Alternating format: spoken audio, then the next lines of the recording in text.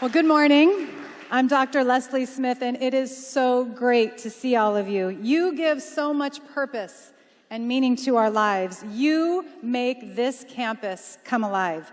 It's hard to believe that we are already back at school. It's amazing how fast time flies, especially, I think, during the summer months. As we think about time and the various chapters of our lives, will you please consider the message in this short clip? My goodness, don't you remember when you went first to school? You went to kindergarten. And in kindergarten, the idea was to push along so that you could get into first grade. And then push along so that you could get into second grade, third grade, and so on, going up and up. And then you went to high school, and this was a great transition in life. And now the pressure is being put on. You must get ahead.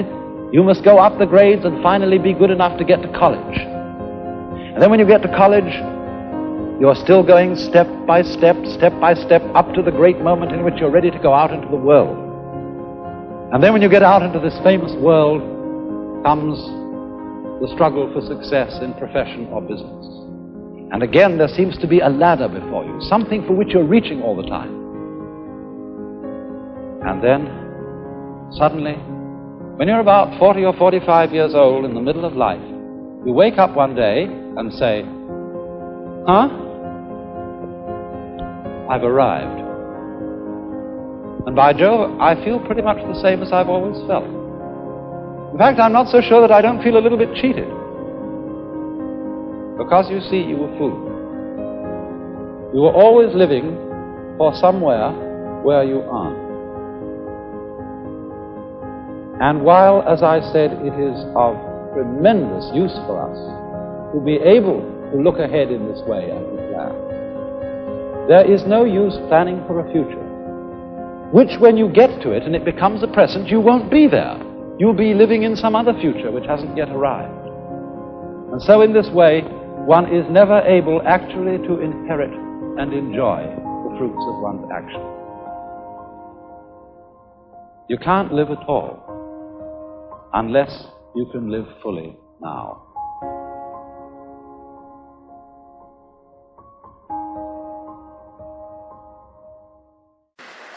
Wherever you are,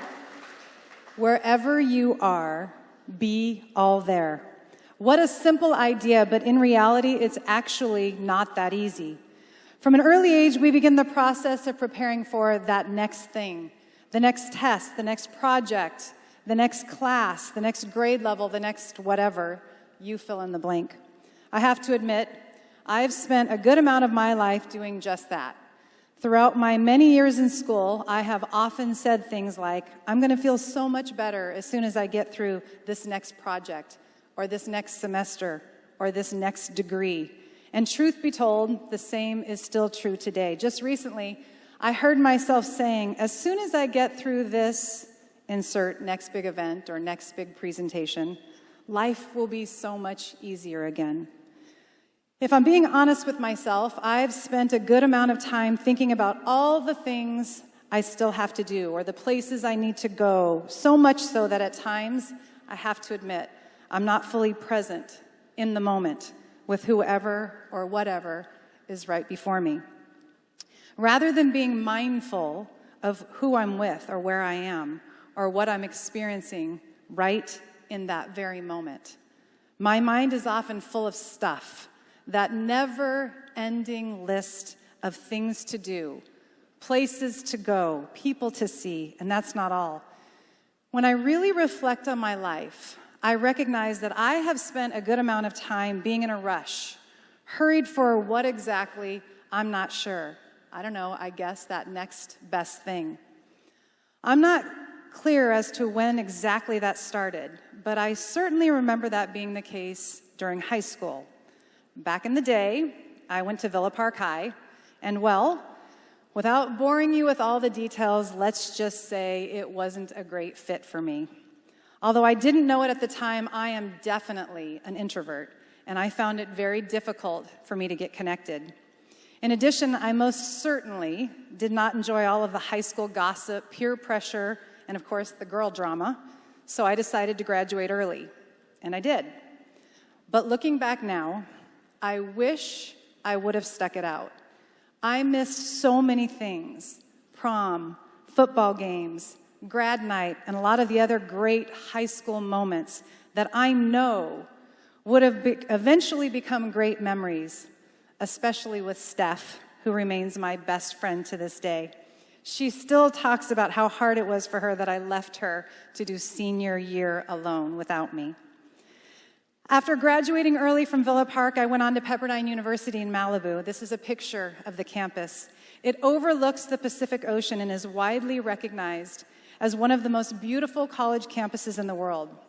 I think it's pretty spectacular.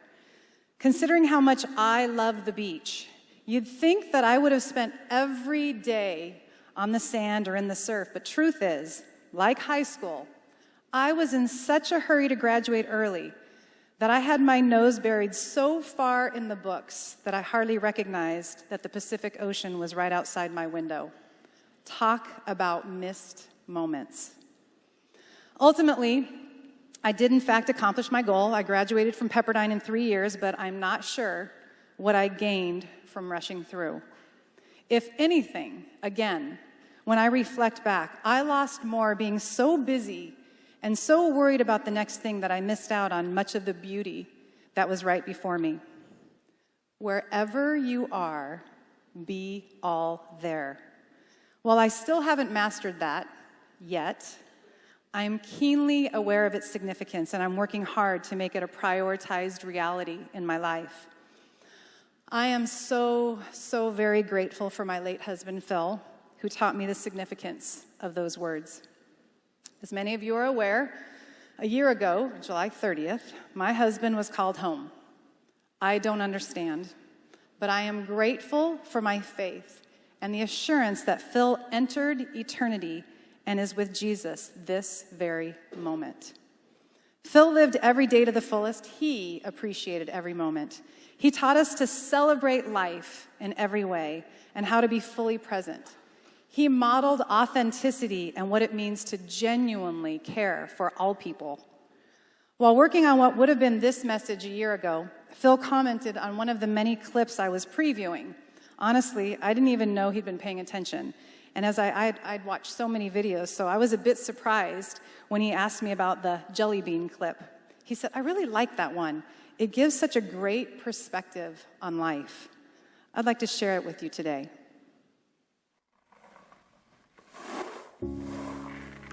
These are roughly 28,835 jelly beans.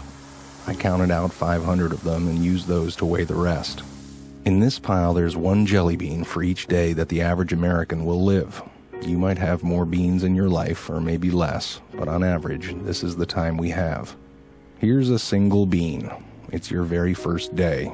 A special day, but kind of a rough day on everyone involved. Add 364 more and you have the first year of your life. Now, for a sense of scale, here are your first 15 years, 5,475 days, which brings us to the threshold of adulthood, and at that moment, this is the time that we have left. And this is, on average, what we will do with all that time. We will be asleep for a total of 8,477 days. If we're lucky, some of that time we'll be sleeping next to someone we love. We will be in the process of eating, drinking, or preparing food for 1,635 days. We'll be at work, hopefully doing something satisfying, for the equivalent of 3,202 of those days. 1,099 days will be spent commuting or traveling from one place to another, maybe a little bit more if you live in LA. On average, we will watch television in one form or another for a total of 2,676 days. Household activities, like chores and tending to our pets and shopping, will take another 1,576 days. And we will care for the needs and well-being of others, our friends and family, for 564 days. We'll spend 671 days bathing, grooming, and doing all other bathroom-related activities, and another 720 days will go to community activities, like religious and civic duties, charities, and taking classes. After we remove all those beans, this is what remains. This is the time that we have left. Time for laughing, swimming, making art, going on hikes, text messages, reading, checking Facebook, playing softball, maybe even teaching yourself how to play the guitar. So what are you going to do with this time? How much of it do you think you've already used up? If you only had half of it, what would you do differently? What about half of that? How much time have you already spent worrying instead of doing something that you love? What if you just had one more day? What are you going to do today? Every moment matters. Every single one matters, good and bad. I've been on this earth for nearly 19,000 days now, and I can tell you, time is non-refundable. You don't get it back, so use it with intention. I've experienced how quickly life goes by and how life can change in the blink of an eye. We can't know how many jelly beans we have, but I can tell you that I don't want to miss out on the moments that can become beautiful memories by being too busy or too much in a rush to get on to the next thing. Or by having my eyes, for example, fixed on screens of my iPhone or my computer, or viewing life through the lens of its camera. Wherever you are, be all there. Be fully present. Be in the moment. I think this picture captures that sentiment so beautifully. Look at the happy, satisfied, content expression on the face of this sweet, wise little old lady as she watches life unfold right before her eyes. She is fully present and experiencing life in the moment. I think she has it all figured out. I want to thank all of you who were here with me last year. I want to thank you for your love and your kindness, for your support and your words of encouragement. There were many times I left chapel in tears, and in every one of those moments, God placed one of you there to be there with me, to encourage me, to walk with me. Your warm morning greetings and your thoughtful notes and emails are moments I will cherish forever, and they mean more to me than you will ever know.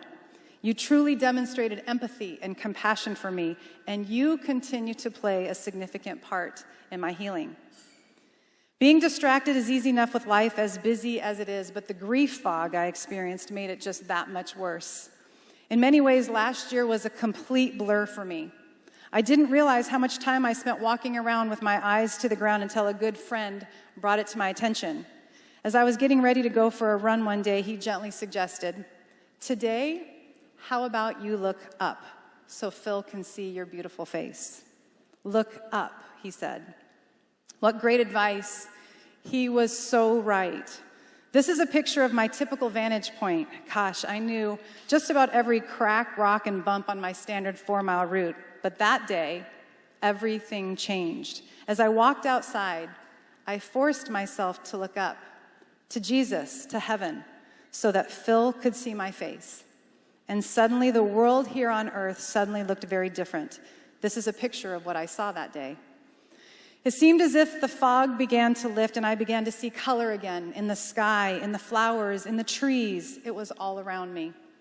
That got me thinking, we spend so much of our lives with our eyes buried in our phones and our computer screens, our iPads, our video games, our TVs, and it's affecting not only our ability to be present and fully in the moment, but it's adversely affecting our mental health and well-being too.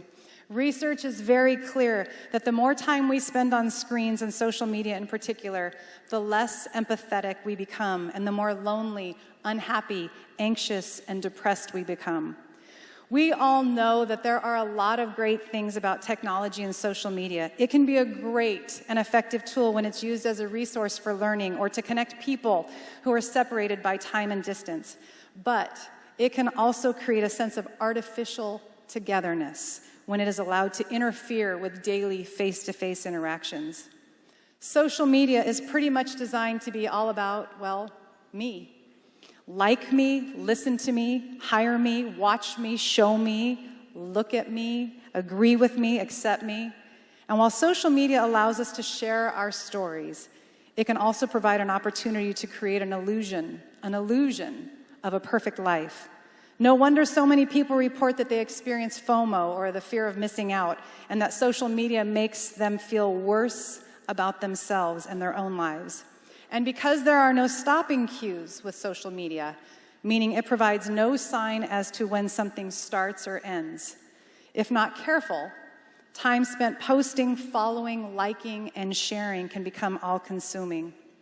Our lives are already so full, and when we fill that, what little downtime we have with social media, we are crowding out the essential downtime needed to wonder, ponder, create, think, explore, rest, recharge. And as you might recall from last year, the part of our brain where empathy develops requires downtime. So we need to create that space. Human beings crave connection, a sense of belonging, connectedness, but it's difficult to connect with others when we are too focused on ourselves or when we are so buried in our own lives or our screens that we forget to look up and really see other people.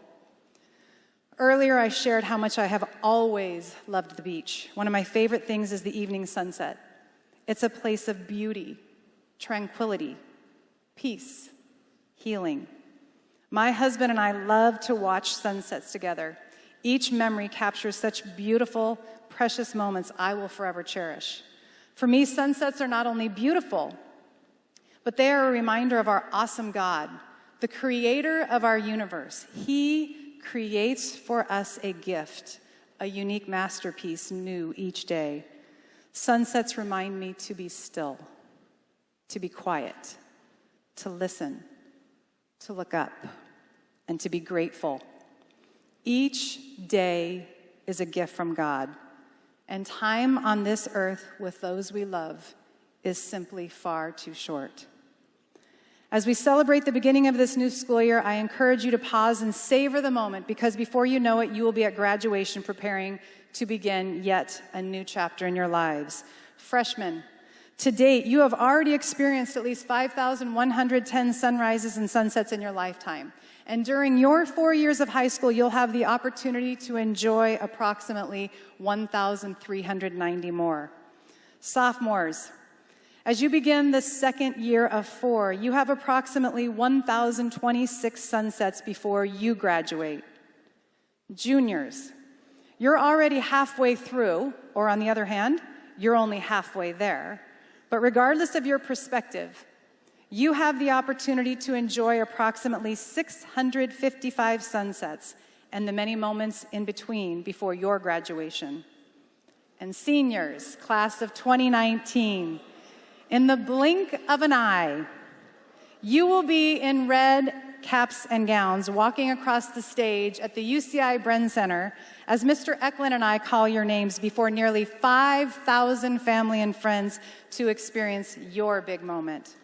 As of today, there are only 291 sunsets before that day. My question to all of you, regardless of your number, what will you do with the many moments during your OLU experience? Will you look for them, capture them, celebrate them, appreciate them? Will you make the most of each of your moments? As we journey through life together, undoubtedly there will be many moments of joy, gratitude, and celebration, and there will be many moments of doubt, fear, and pain. Know that you are not alone. You are part of our Lancer family. I saw this car on the road the other day. I thought the tire cover had a good message. We have one life here on earth. Let's live it together. Wherever you are, be all there. Seniors, you are dismissed.